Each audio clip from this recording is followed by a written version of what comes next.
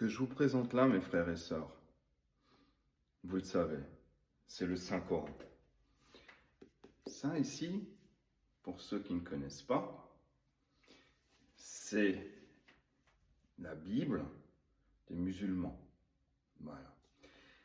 Ceux qui lisent ceci, ceux qui croient en tout ce qui est marqué dans ce Saint-Coran, ce sont des personnes nobles, pieuses, propres, qui ne font de mal à personne.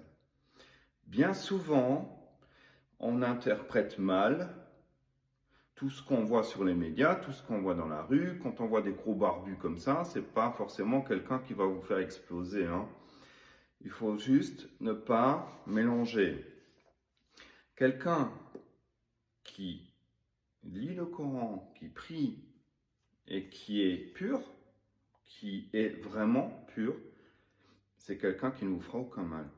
On a bien évidemment certains musulmans, parce que là je vois souvent dans les débats que il y a des musulmans, des faux musulmans, etc. Et bien évidemment, il y a des musulmans qui font semblant, ils prient, ils pensent que maintenant ils sont nettoyés, ils peuvent faire ce qu'ils veulent. Une fois que le ramadan est fini, ils fument la clope, ils regardent les filles, ils sifflent derrière les filles, ils couchent avec n'importe qui, ils vont se battre, ils vont faire des vols, etc. Et ils disent, oh, moi je suis musulman, je risque rien.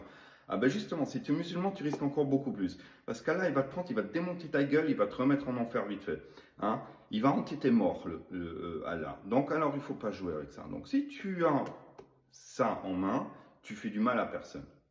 C'est comme ça que ça fonctionne. Donc, juste pour les personnes qui ont peur un petit peu des musulmans, etc., il ne faut pas avoir peur. Il faut avoir peur de tout, sauf d'un vrai musulman.